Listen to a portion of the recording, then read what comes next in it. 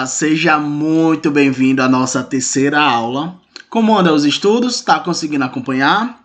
Essa é a nossa terceira aula, sistema articular. Então, só recapitulando, vimos a nossa primeira aula, introdução à anatomia.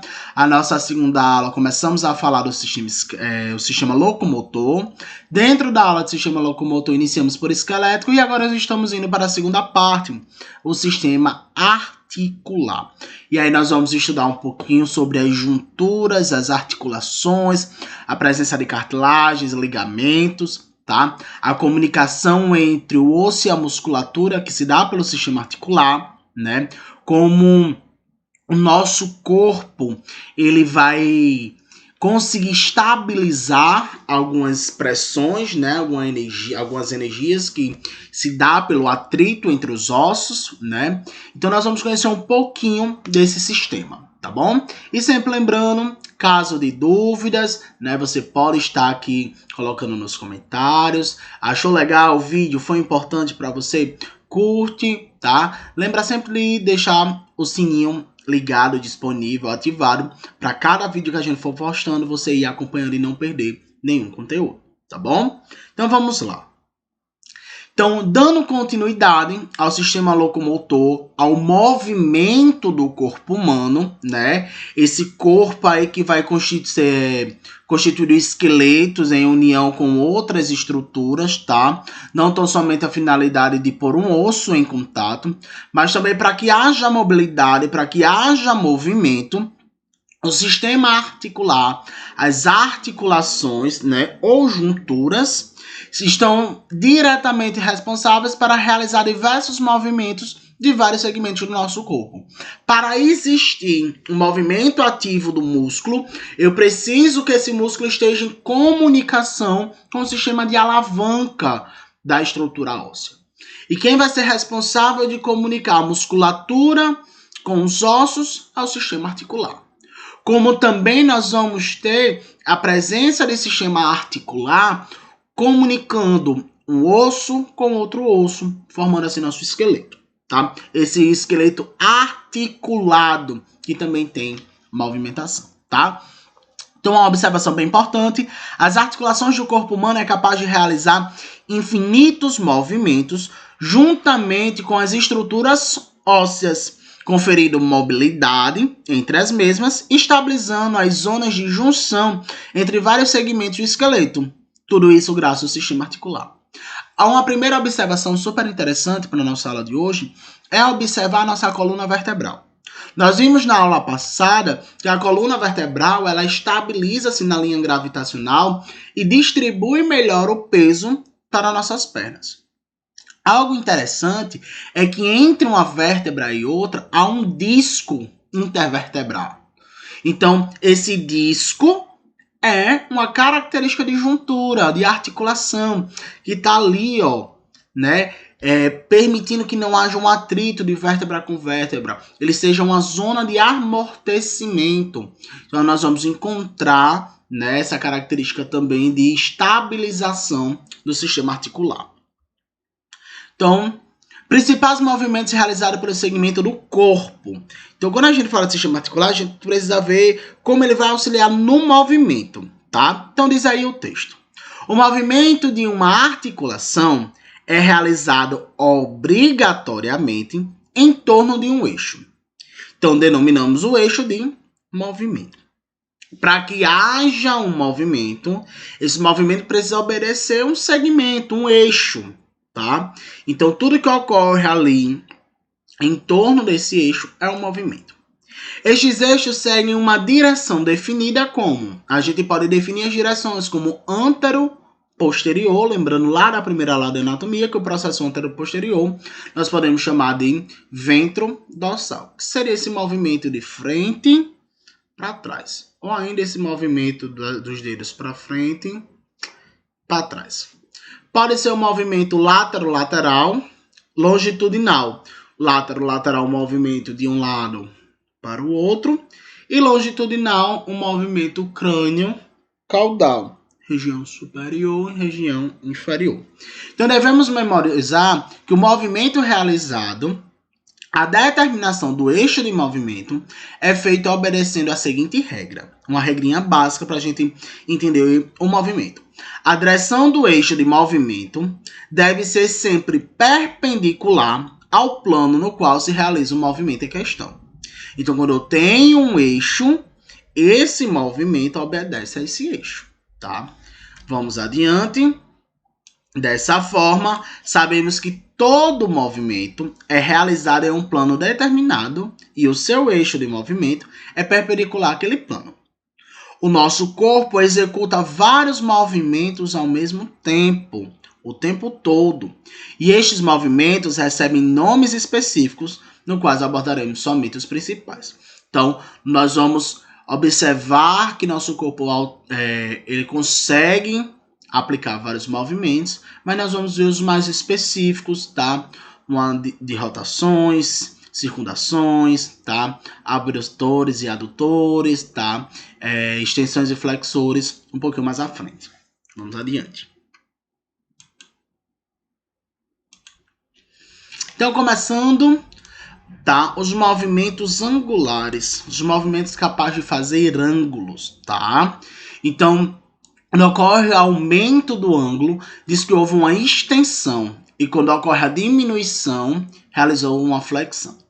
Um exemplo simplesinho, quando a gente observa que esse indivíduo ele foi para uma região mais anterior, uma inclinação.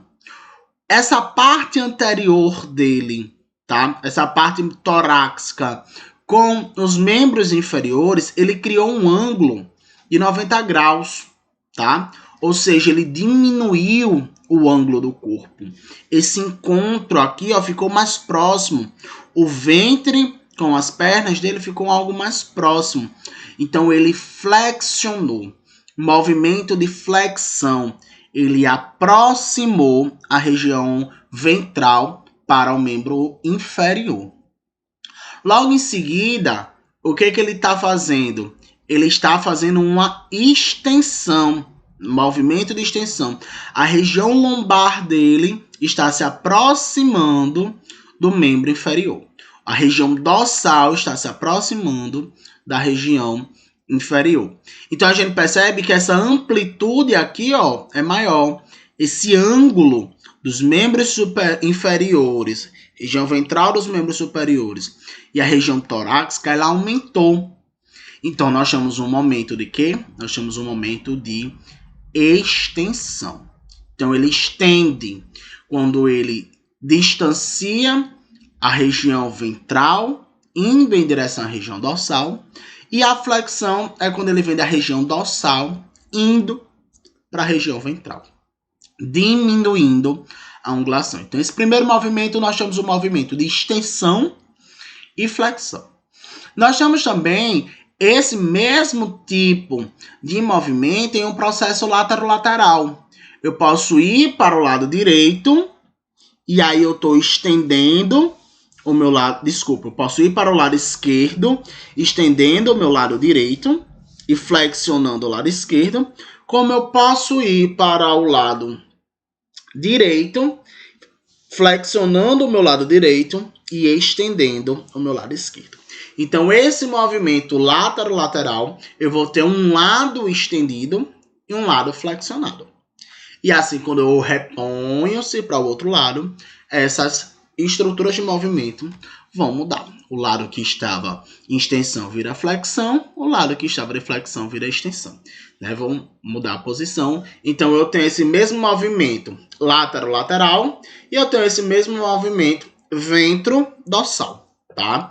Então, eu obedeço ao eixo do movimento. Sempre lembrar, flexão, eu estou diminuindo o ângulo. Extensão, eu estou aumentando o ângulo.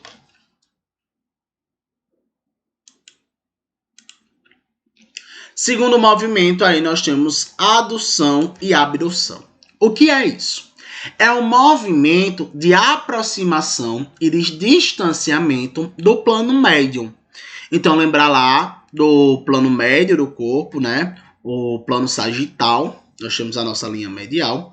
Então, eu faço a abdução de qualquer movimento que se distancia do meu corpo. Olha o exemplo aí.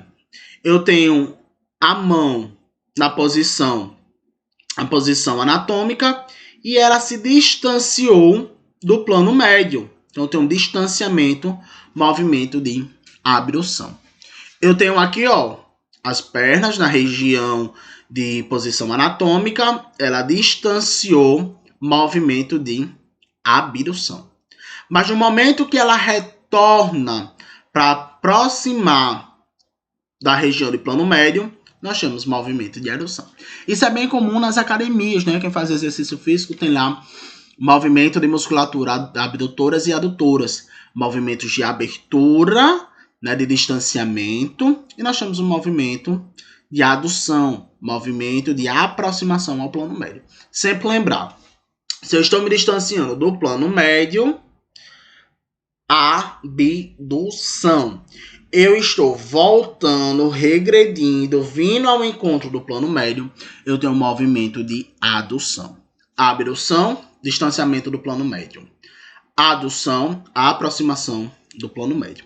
Então, vemos até aqui flexão e extensão. E os segundos movimentos, abdução e adução. Tá? Vamos adiante. Movimento de rotação. Tá? O movimento de rotação, tá? Ele é um processo em torno do eixo longitudinal, um processo vertical. Tá? Então, nós podemos observar aqui, ó, quando ela tem uma rotação lateral externa no braço e quando ela tem uma rotação medial interna. Então, o que é a rotação? É um movimento, tá? Interno, externo. Interno e externo.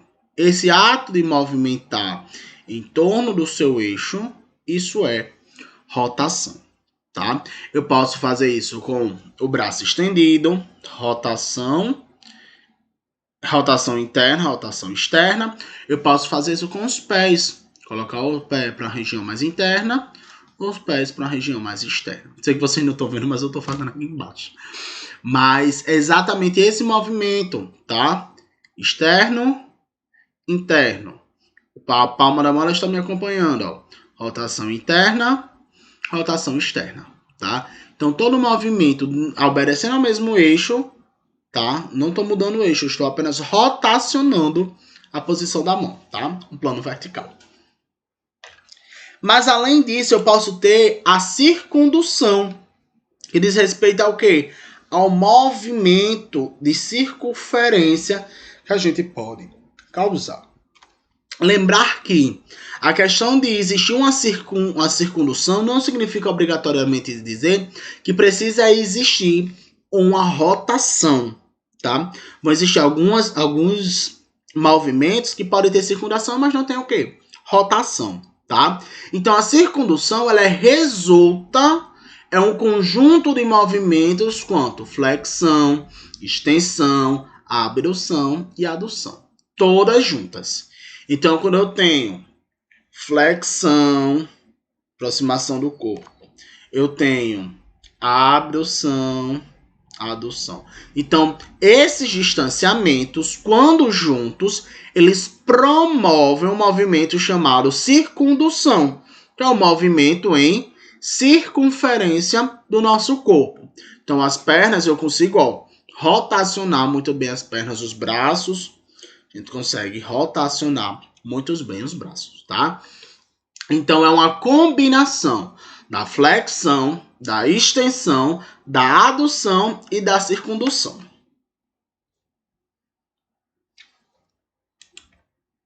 Então, vamos agora para as articulações. Como ocorre, né? Quem são as articulações de fato no nosso corpo? Falamos primeiro do movimento e agora nós vamos conhecer as articulações. Tá? Lembrando que esses movimentos, eles só existem graças à presença também dessas articulações, tá? Essas articulações que auxiliam esse movimento ocorrer. Primeiro de tudo, as articulações elas são classificadas em 3 grandes grupos, tá? Dentro desses 3 grandes grupos existem ainda variações, existem subclassificações, mas observamos alguns aspectos estruturais e funcionais em comum de todas as articulações. Então, nós temos 3 classificações gerais E dentro dessas classificações pode existir ainda subclassificações, tá? A primeira nós chamamos de articulações fibrosas ou sinártrose. A sinártrose nós temos como exemplo, ó, a sutura dos crânios, dos dentes e do maxilar. Então, a primeira estrutura nós vamos chamar de articulações fibrosas ou de sinártroses. As segundas são articulações cartilaginosas, tá? As anfiartroses. E, por fim, nós temos as articulações sinoviais, que são a de artroses. De forma geral, nós dizemos que uma é uma articulação mais rígida ou quase sem movimento, uma articulação, tá, de cartilagem de um pouco mais líquido, mas ainda sólido, que permite alguns movimentos, e articulações sinoviais é a articulação bem mais relaxada, que tem um movimento propriamente dito, tá bom? Então, uma mais rígida, uma meio termo, e outra com bastante movimento. Então, nós vamos começar exatamente com as articulações fibrosas, tá? As sinártroses. A primeiro tipo de articulação fibrosa de sinártrose nós chamamos de sutura. A sutura ela é um tipo de articulação encontrada somente no crânio, onde os ossos adjacentes são unidos por uma camada fina de tecido conjuntivo. Na maturidade, as fibras de sutura começam a ser substituídas, tornando firmemente unidas, onde é chamado de sinostose. Com certeza você se lembra da aula 2, quando nós falamos que dentro da estrutura óssea, os ossos podem mudar sua quantidade devido a um fenômeno chamado de sinóstose. Sinostosia é exatamente quando eu tenho uma região de cartilagem, tá? Como as fontinelas, e dentro dessas cartilagens, ao longo do processo etário de idade, ela vai se calcificando, né? Ela vai se unindo. Então, nós observamos aqui, ó, as regiões de sutura. A sutura sagital, sutura coronal e sutura lomboide, tá? E aí forma-se um encontro Bregman e a lambda. Então, o que é que são essas marcas? Aqui, no período de infância, o processo infantil, houve uma presença de cartilagem, houve uma fontanela que permitia que as placas cranianas sofressem uma contração. Agora que essa contração já passou, que era o processo de coroação no parto normal, então posso já calcificar esse osso. Então, as suturas cranianas são fenômenos de calcificação, eram articulações, era cartilagem, e agora estão se calcificando. Isso vai acontecer também com a sinóstose sacral. Nós temos as divisões das vértebras e está sendo fundidas, né? Estão se unindo. Tá? Se calcificando, ok? Então, eu tenho as suturas, que são exemplos, tá? De articulações fibrosas das sinártroses. As gonfoses, elas são bem particulares. As gonfoses, elas são especialistas na fixação dos dentes nas cavidades alveolares da mandíbula e maxila. É ela que prende os dentes à região maxilar, tá? Então, a gente percebe aqui, ó, que os dentes, eles estão fixos, tá? Num processo chamado de gonfoses e articulações fibrosas chamada gonfose, tá? Então, o colágeno periodonto une o cemento. O que é o cemento? O cemento é essa região dentária, né? Ao osso alveolar. É uma região onde permite um encontro junto com o dente. Tá? E esta articulação também são chamadas de articulações em cavilhas. Falou em articulações de gonfoses, obrigatoriamente nós vamos já lembrar da região de dentição, tá? Então não tem para onde correr. Falou em região de gonfoses, tá? Nós estamos falando de dentição, tá? Então, quando a gente fala do cemento, é a região que está próxima ali de proteção à raiz, tá? O cemento é essa região, tá, avascular e tem a função de proteger a raiz unindo ao mesmo osso, tá? A inserção se dá nesse cemento, a união dos dentes com a região de aderência à mandíbula ou a região maxilar, tá? Maxila e mandíbula. Vamos adiante. Sindesmoses. A sindesmose é um tecido conjuntivo que vai unir algumas regiões, tá? Então, a sindesmoses, ela é exclusiva para membros superiores e membros inferiores, só há duas. A sindesmose tibio-fibular e a sindesmose radioulnar, na perna e no antebraço. Então, nós temos aqui, ó, a região radioulnar, né, os ossos, e entre elas nós temos as sindesmoses, né? Isso a gente vai perceber também na região da perna, região tíbia e fíbula. Na região tíbia e fíbula nós vamos ter as sindesmoses, né, tíbia fibular, tá? Então é exatamente um mesmo processo, tanto para o braço, tanto para as pernas. Vamos adiante. As cartilaginosas, ainda as anfitroses, tá? Nós estávamos falando das sinastroses, que são as fibrosas, as cartilaginosas agora as anfiartroses. As anfiartroses, nós vamos ter duas características: sincondroses e sínfises, tá? As sincondroses, ela ao longo do tempo, essa cartilagem também vai ser substituída por um tecido ósseo, tá? O mais comum é a presença de ossos longos, né? A epífise, todo mundo lembra, aquela epífise proximal e distal, com a diáfise, né? É característica de um osso longo, como no fêmur, a gente tem a região de epífise, aquela cobertura superior, que é a proximal. Na região inferior, outra epífise, que é a epífise distal. E no meio, nós temos a diáfise, característica de quem? Ossos longos. Entre algumas cartilagens no crânio, também nós vamos encontrar articulações nas costelas, mas principalmente os 10 primeiros pares de costela e as costelas costais, né? São sincondroses permanentes. Nas costelas, ó, nós temos sincondroses permanentes, tá? São essas aqui que vão fazer contato com o osso achatado com o osso externo. Então, essa comunicação é considerada uma articulação cartilaginosa chamada de anfiartroses, tá? Outro exemplo, as sínfises, como a sínfise púbica.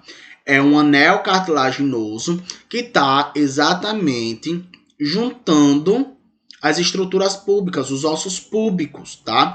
Na região mais ventral, tá? Da cintura pélvica. Então, na região da pelvis, nós vamos ter a sínfise púbica, que é a união das duas lateralizações dos ossos, tá? Então, fica exatamente na região púbica, bem na região medial. Isso é um exemplo de sínfises. Articulações sinoviais ou as diártroses. Essas apresentam movimento, tá? A maioria das articulações do corpo é do tipo sinovial. Nestas articulações, as superfícies articulares dos ossos são recobertas por uma cartilagem e unidas por ligamentos revestidos por uma membrana sinovial. Em alguns casos, estas articulações podem ser divididas completamente ou não por um disco ou menisco articular, cuja preferência se mantém contínua com a cápsula fibrosa, enquanto suas faces livres estão cobertas por membranas sinoviais. Em resumo, as articulações sinoviais, gente, são aquelas que permitem o movimento.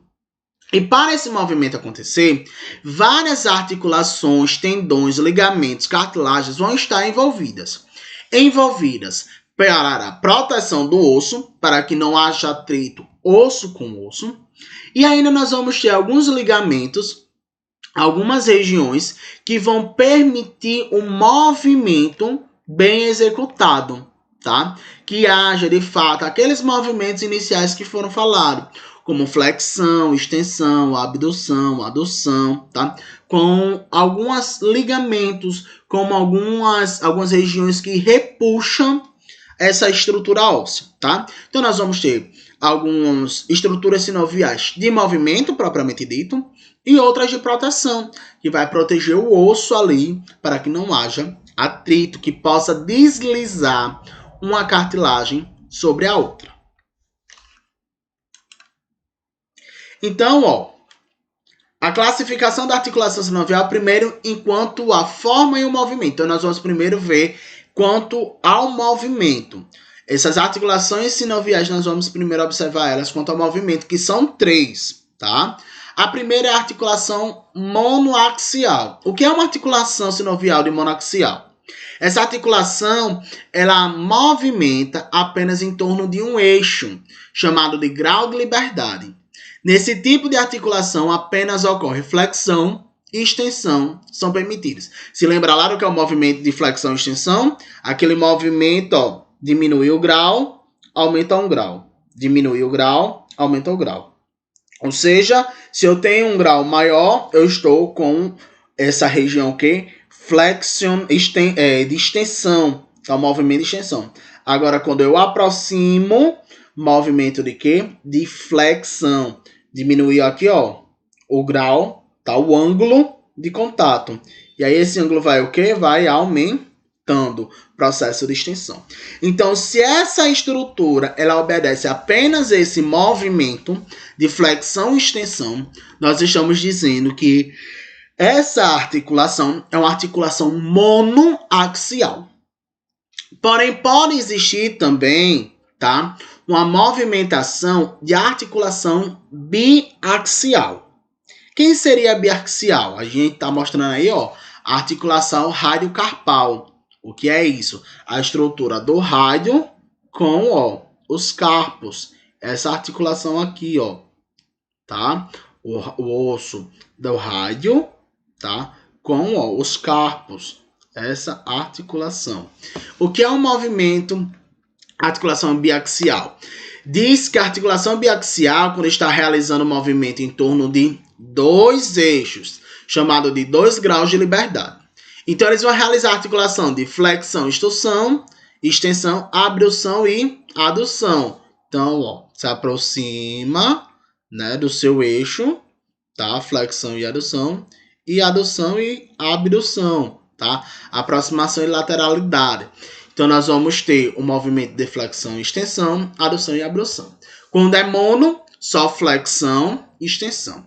Quando é biaxial, bi de 2, então ele vai ter flexão e extensão, mas abdução e adução, tá? Sempre lembrar que esses pares eles são antagônicos, tá? Flexão e extensão são antagônicos. Abdução e adução, enquanto um abre, outro fecha, são movimentos antagônicos.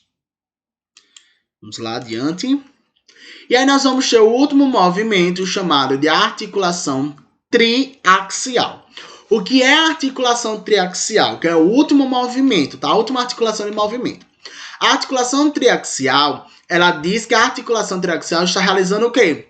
3 movimentos, 3 graus de liberdade. Então, ele vai ter flexão e extensão, adução e abdução, e vai apresentar também movimento de rotação, tá? Então, o movimento de rotação é exatamente esse terceiro movimento que vai completar a articulação triaxial, que diz respeito ao quê? Flexão, extensão, adução e abdução. E aí eu queria adicionar só mais questão de movimento, que seria a articulação condilar. A condilar, a gente precisa ter muito cuidado para não confundir a condilar com a articulação triaxial, tá?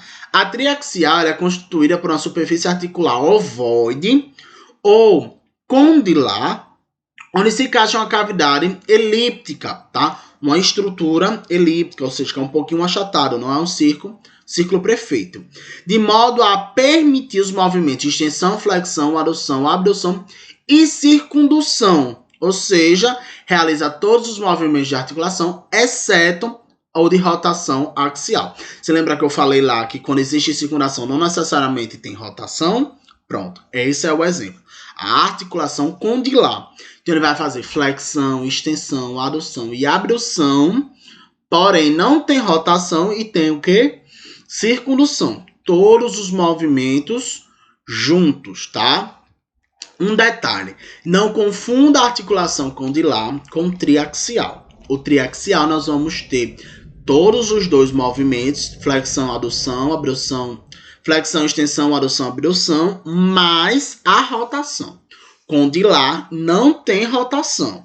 Condilar, ele tem a circundução, ok? Se eu estiver indo muito rápido, lembre-se de ir pausando o vídeo quando for necessário. Então vamos lá adiante. Vamos agora enquanto ao formato dessa articulação. A articulação celular. Então, as faces das articulações, essas articulações apresentam-se reciprocamente côncavo-convexo e determinam movimentos, tá, das articulações condilares. O que isso significa? Que eu tenho uma movimentação, tenho formatos côncavos e convexo, tá? Dessa articulação. Então, a articulação celular é essa que forma as estruturas côncavas e convexas. Articulações esferoide em artroses. Essa articulação, o osso distal, é capaz de movimentar-se em torno de vários eixos que tem dentro em comum. Se a gente olhar para o nosso fêmur ele consegue fazer vários movimentos. Então, essa articulação do fêmur, nós chamamos de articulação esferoide, formato de esfera. A esfera consegue se deslocar em torno dessa estrutura. Tanto vai ter um ligamento, tá? Esse ligamento o ligamento redondo, né? Que vai exatamente se unir à cabeça do fêmur. E nós temos a própria articulação, né? O próprio terceiro conjuntivo da cabeça do fêmur. Então, essa articulação é uma esferoide. Essa esfera que consegue se movimentar dentro, tá? Dessa região interna, né? Dessa cavidade, tá? Onde a cabeça do fêmur vai ser colocada, vai ser adequada. Logo em seguida, nós temos a articulação plana ou artrodiais. Quem são as articulações planas? Estas articulações permitem apenas movimento de deslizamento. Podemos identificar as articulações nas articulações dos carpos vertebrais e algumas articulações do carpo e taço. Ou seja, nós vamos encontrar principalmente, tanto nos carpos de deslizamento, como também nos taços, na região de pé, tá? Então, nós vamos encontrar aí essas articulações responsáveis por deslizamento, um deslizar sobre o outro. O que é um ligamento? O que vai ser um ligamento? O ligamento são junções de tecido conjuntivo e que estão entre os ossos com a finalidade de ajustar, de gerar estabilidade da articulação. São maleáveis, flexíveis, muito resistentes e elásticos para permitir a perfeita liberdade do movimento. Então, se a gente observar aqui, a cabeça do fêmur, ele vai ter vários ligamentos, tá? Que vai exatamente gerar uma estabilidade, tá? Então, o osso em si não vai fazer qualquer movimento. Ele vai fazer movimentos a qual o ligamento permita, tá? Ele gera uma estabilidade para o movimento. E vai ter, vários nomes, tá? A gente tem o ligamento pubofemoral. Nós vamos ter o ligamento isquiofemoral, dependendo da onde está partindo, tá? Indo ao encontro do quê? Do fêmur. Estrutura das articulações móveis. Então, essa movimentação a gente vai encontrar mais estruturas além do ligamento. Primeiro, cápsula articular. O que é uma cápsula articular? A cápsula articular apresenta como membrana conjuntiva que envolve a articulação sinovial e tem formato de bolsa, compostas por duas camadas. A membrana fibrosa, né, que é uma membrana externa, tá? Que a gente encontra a membrana sinovial, que é uma membrana externa, tá? E a membrana sinovial interna. Então, nós temos a externa, né, e nós temos a interna. E aqui no meio, o líquido sinovial. Além disso, nós vamos encontrar discos e meniscos, tá? Que são exatamente fibrocartilagens encontradas em diversas articulações sinoviais interpostas nas superfícies articulares. Assim como a sinóvia, né? O menisco também tem sua função questionada. Alguns anatomistas afirmam que estas estruturas serviriam para melhorar a adaptação da superfície que se articulam. Outros afirmam que os meniscos são destinados a receber fortes pressões, agindo como um potente amortecedor. Então, nós temos aqui, ó, os meniscos, tá? Para exatamente servir como um apoio de articulação. Isso aqui a gente encontra onde? Principalmente no joelho, tá? Outras são as bainhas sinoviais dos tendões e as bolsas sinoviais, as bolsas, tá? Então, as bainhas sinoviais de tendões são exatamente essa estrutura facilita o deslocamento dos tendões que passam através de túneis fibrosos e ossos, tá? E as bolsas sinoviais, as bolsas, né, são aberturas localizadas no tecido conjuntivo entre os músculos e tendões, ligamentos e ossos. Apresentam como sacos, fechamento de revestimento sinovial. Sua função é facilitar o deslocamento do músculo ou de tendões sobre a proeminência óssea ou ligamentosa. Então, ele tá ali, ó, protegendo, tá? Fazendo com que esse movimento alcance só o que for necessário, tá? Então, a gente não vai fazer movimentos desacerbados, apenas aquilo que a própria articulação permite. Se eu estou fazendo um movimento de extensão, é porque eu tenho um ligamento que permite essa estrutura de extensão. Como também eu vou ter cartilagens superiores que vai, ó, facilitar esse movimento de quê? De flexão. Então, galerinha, muito obrigado. Casos de dúvidas, discussões, podem colocar aqui no comentário que estarei respondendo, tá? E aí, próxima aula, nós já vamos direto para a aula de musculatura. Fibras musculares, contração de musculatura, tá? Sempre lembrando que esses vídeos aqui é um grande resumão, tá? De forma rápida, que é a nossa aula presencial, ok? Então, se não puder assistir a nossa aula presencial, vem para cá para o nosso resumão. Sempre lembrando das nossas atividades de fixação, que é de extrema importância, ok? Pois um abraço enorme, cheiro no coração e até a próxima aula.